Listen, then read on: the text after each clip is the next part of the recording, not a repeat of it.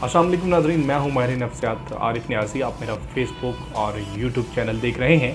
आज जिस टॉपिक पे हम बात करेंगे वो इसलिए भी अहमियत का हामिल है कि हमारे पास बतौर माहिर नफ्सियात हमारे पास आने वाले जो क्लाइंट की हज़ारों की तादाद में यूथ है वो इस इशू को जो है वो बहुत ज़्यादा फेस करते हैं और इसकी वजह से उनको मुख्तलिफ़ किस्म के डिसऑर्डर और जहनी अजियत का जो है वो सामना करना पड़ सकता है। आज हम बात करेंगे कि रिलेशनशिप बेसिकली होता क्या है और रिलेशनशिप जो है वो मैच्योर क्यों नहीं होते, यानी कि सालों साल रिलेशनशिप रहने के बावजूद भी लोग उसको शादी या निकाह में कन्वर्ट करने से जो है वो क्यों कासिर रहते हैं। याद रखिए, रिलेशनशिप के बारे में हमारे कुछ मिसकंसेप्ट हैं। रिलेशनशिप जो है वो किसी फीलिंग या इमोशन का नाम नहीं है और ना ही रिलेशनशिप जो है वो किसी रोमांटिक वाइब्स के आने का नाम है, बल्कि रिलेशनशिप जो है वो एक प्रोजेक्ट की तरह होता है। यानी कि बिल्कुल इसी तरह का प्रोजेक्ट, अगर मैं आपको समझाने के लिए एक मिसाल दूं, अपनी डिग्री के 5वें सेमेस्टर में अगर नफ्सियात के 2 तालिब इल्म, मुख्तलिफ जिन्स के 2 तालिब इल्म यानी कि एक लड़का और लड़की, ये फैसला करते हैं कि हमें अपनी डिग्री की तकमील पे एक रिहैब सेंटर या साइकोलॉजी सेंटर बनाना है। अब वो एक इरादा करते हैं, यानी कि एक प्रोजेक्ट शुरू करते हैं और उस प्रोजेक्ट के लिए उनको जो सबसे अहमियत की हामिल चीज़ होती है वो उसकी इन्वेस्टमेंट होती है। यानी कि उनको एक रिहैब बनाने के लिए 20 लाख रुपए की ज़रूरत है। अब उनने एक प्रोजेक्ट बनाने का इरादा तो एक साथ किया, लेकिन डिग्री के अख्ताम पे जब दोनों की डिग्री कंप्लीट हुई तो यूँ हुआ कि एक ने अपने हिस्से के 10 लाख रुपए पूरे कर लिए थे, जबकि वो जो लड़का था उसके पास इन्वेस्टमेंट जो है वो सेव नहीं हो सकी।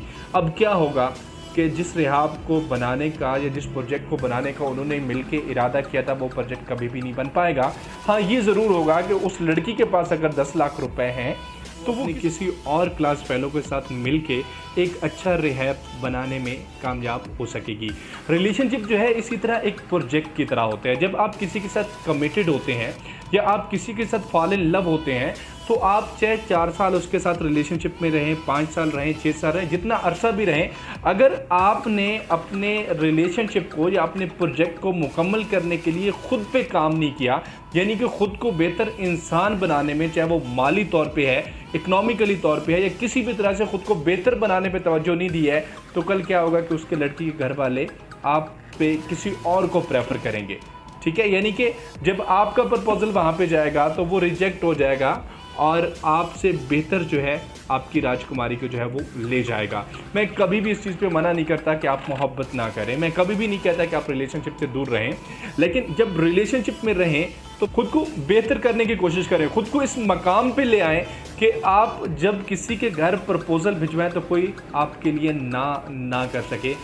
कल मेरे एक क्लाइंट कहने लगे कि सर मेरा 7 साल का रिलेशनशिप रहा, मैंने उसको बहुत चाहा, इज़्ज़त दी, मकाम दिया, लेकिन फिर भी मेरी उससे शादी नहीं हो सकी। मैं उसके घर वाले मेरे लिए नहीं माने। तो मैंने उसको एक छोटी सी मिसाल दी कि अगर आज आप इस्लामाबाद के असिस्टेंट कमिश्नर होते तो मैं आपको वसूख से कहता हूँ कि उसके लड़की वाले अगर उस लड़की की शादी हो भी चुकी होती, उसकी डिवोर्स करा के भी आपसे शादी करते, लेकिन आज आप बेरोज़गार हैं, आपके पास डिग्री है लेकिन रोज़गार नहीं है। तो पिछले 7 सालों में अगर आपने उसको पाने के लिए खुद पे मेहनत की होती, आज आप अच्छे मकाम पे होते, आज अपने अच्छे स्केल पे होते, तो वो आपकी राजकुमारी आज किसी और के बजाय आपके निकाह में होती।